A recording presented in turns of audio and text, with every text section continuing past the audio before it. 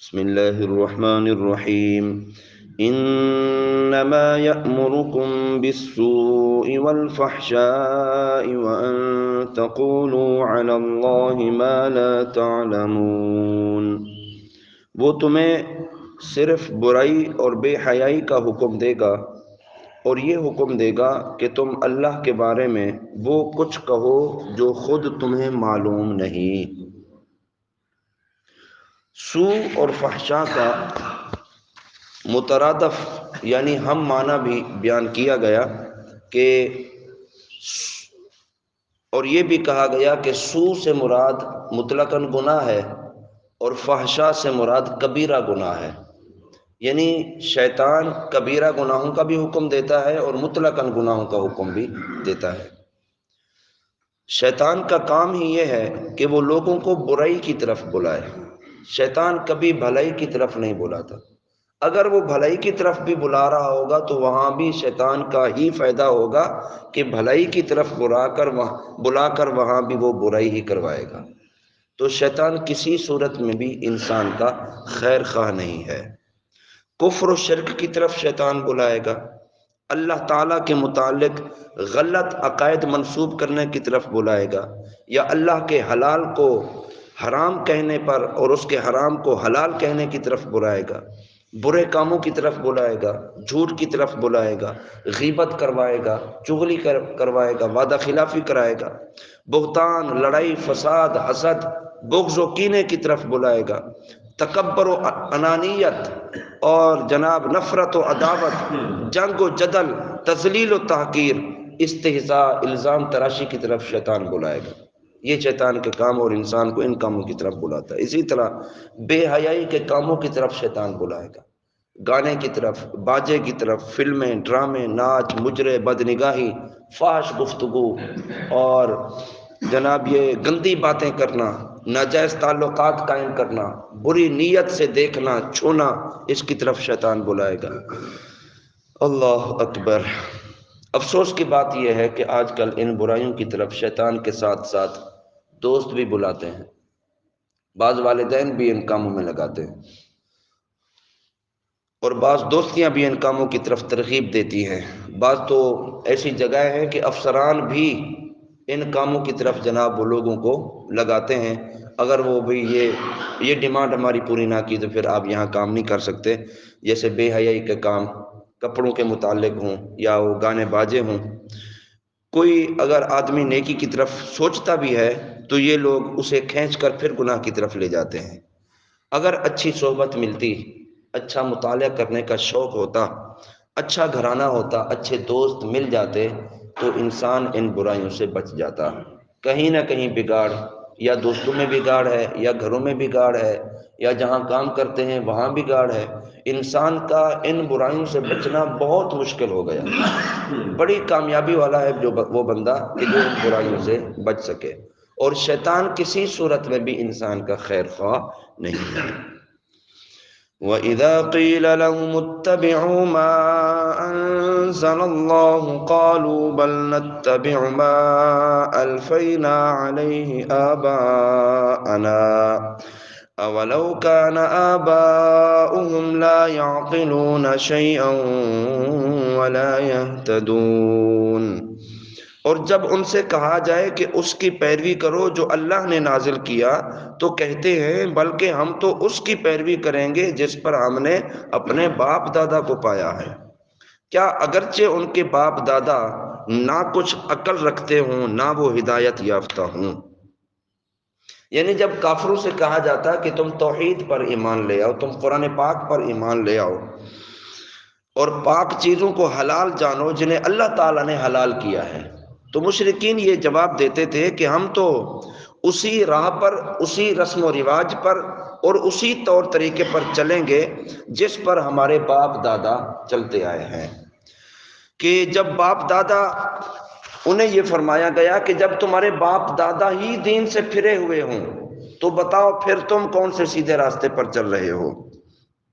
اگر وہ خود بھی راہ راست پر نہ ہوں تو ان کی پیروی کرنا تو حماقت اور گمراہی ہے۔ باپ دادا 40 سال کی عمر کو پہنچ کر بھی خودکشی کرتے ہوں تو کیا اولاد بھی 40 سال کی عمر کو پہنچ کر خودکشی کر لے گی؟ کبھی نہیں کرے گی، کیونکہ انہیں پتہ ہے کہ خودکشی کرنا ٹھیک نہیں ہے۔ تو قرآن نے کئی ایسی چیزیں بتائی ہیں کہ تمہارے باپ دادا یہ ٹھیک کام نہیں کر رہے تھے، تم ان کے راستے سے ہٹ کر قرآن کے راستے کی طرف آ جاؤ۔ یہ ہدایت اور یہی سیدھی بات ہے اور یہی سیدھا راستہ ہے۔ اگر یہ تم نے پیروی کی تو پھر ٹھیک، اگر اس پیروی کے خلاف چلے تو پھر تم بھی باپ دادا کی طرح گمراہ ہو۔ تو شریعت کے مقابلے میں گمراہ باپ دادا کی پیروی کرنا حرام ہے۔ اگر باپ دادا بھی شریعت کے راستوں پر تھے تو پھر تو ان کی پیروی کرنا ٹھیک ہے۔ اگر وہ شریعت کے خلاف تھے تو آپ نے پھر باپ دادا کے طریقے کو نہیں دیکھنا بلکہ اسلام کے طریقے کو دیکھنا ہے، شریعت کے طریقے کو دیکھنا ہے کہ شریعت ہمیں کس طرف لے جاتی ہے اور شریعت کا راستہ کیا ہے۔ اسی طرح گناہ کے کاموں میں باپ دادا کی پیروی کرنا بھی ناجائز ہے۔ حدیث پاک میں آتا ہے کہ اللہ کی نافرمانی کے کام میں کسی کی بھی اطاعت نہیں کی جا سکتی، وہ باپ دادا ہوں، وہ بھائی ہوں، وہ اہل خانہ ہوں۔ اگر شریعت کے خلاف کسی معاملے پر جناب آپ کو چلانا چاہتے ہیں تو پھر کسی کی بات نہیں مانی جائے گی۔ اگر شریعت کے مطابق ہیں تو پھر آپ ان کی پیروی اور اتباع کر سکتے ہیں۔ ہمارے ہاں شادی بیاہ ہو، وفات کا معاملہ ہو، دیگر کئی ایسے معاملات ہیں، شریعت پر چلنے کا کہا جائے تو لوگ آگے سے کہتے ہیں ہمارے باپ دادا بھی یہی کرتے آئے ہیں، ہمارے خاندان میں ایسے ہوتا ہے بھائی، بھلے وہ شریعت کے خلاف ہی کیوں نہ ہو، ہمارے خاندان میں ہمارے بڑے بزرگ ایسے کرتے آئے ہیں۔ تو اچھوں کی پیروی اچھی ہے، بروں کی پیروی اچھی نہیں ہے۔ جہاں بھی ایسا بگاڑ ہو تو پھر انسان کو بھلے وہ تنہا ہی کیوں نہ ہو وہاں پھر اس کو رک جانا چاہیے۔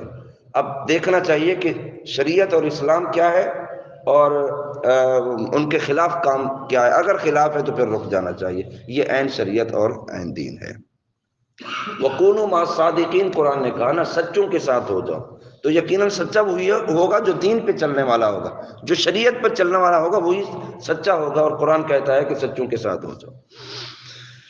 وَمَثَلُ الَّذِينَ كَفَرُوا كَمَثَلِ الَّذِي يَنْعِقُ بِمَا لَا يَسْمَعُ إِلَّا دُعَاءً وَنِدَاءً صُمٌّ بُكْمٌ عُمْيٌ فَهُمْ لَا يَعْقِلُونَ۔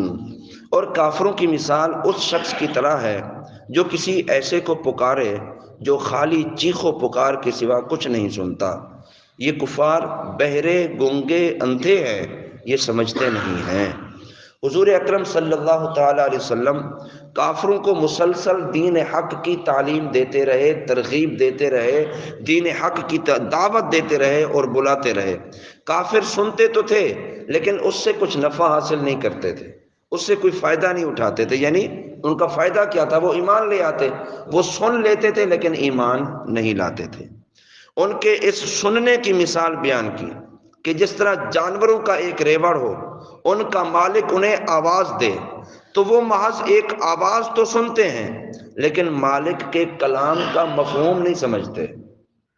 بکریاں چرانے والا بکریوں کو وہ آواز لگاتا ہے تو وہ آواز تو سنتے ہیں لیکن اس کے ساتھ ساتھ وہ ان سے کچھ باتیں بھی کرے تو باتوں کی انہیں سمجھ نہیں آتی ہے۔ اسی طرح فرمایا کافروں کا حال ہے کہ حبیب خدا صلی اللہ علیہ وسلم نے انہیں حق کی طرف بلایا، دین کی طرف بلایا، اسلام کی طرف بلایا، ان کا کلام تو سنتے ہیں لیکن جواب میں ان کا طرز عمل جانوروں جیسا ہے۔ ایسے آنکھ، کان، زبان کا کیا فائدہ کہ جس سے بندہ کوئی نفع بھی نہ اٹھا سکے۔ تو اس اعتبار سے انہیں کہا گیا کہ یہ بہرے ہیں، گونگے ہیں اور اندھے ہیں۔ اس آیت میں کچھ درس ہمارے لیے بھی ہے کہ دعوت و تبلیغ ہو، وعظ و نصیحت ہو، قرآن و حدیث کی بات ہو، اصلاح کی بات ہو، سمجھنے کی بات ہو، اس کے باوجود جو طرز عمل ہمارا ہے وہ بھی کچھ سوچنے کا ہے۔ ہم آواز تو سنتے ہیں، کیا عمل بھی کرتے ہیں؟ ہم آواز تو سنتے بھی قرآن پڑھا جا رہا ہے، آواز تو سنتے ہیں درس دیا جا رہا ہے، آواز تو سنتے ہیں بھی خطاب ہو رہا ہے۔ آدھے گھنٹے خطاب کے بعد کوئی بتا سکتا ہے کہ میں نے کیا سنا ہے؟ خطاب ختم ہونے کے بعد ہم بھول جاتے ہیں پتہ نہیں کیا سنا تھا۔ تو سن کر اس پر عمل بھی کرنے کا جذبہ ہونا چاہیے، اس کو سمجھنے کا جذبہ بھی ہونا چاہیے۔ اللہ رب العالمین ہم سب کو قرآن پاک کے ساتھ اور اللہ کے محبوب صلی اللہ علیہ وسلم کی شریعت کے ساتھ اللہ تعالی ہمیں پابند فرمائے اور اس پر استقامت کے ساتھ چلنے کی اللہ توفیق دے۔ وما علینا الا البلاغ المبین۔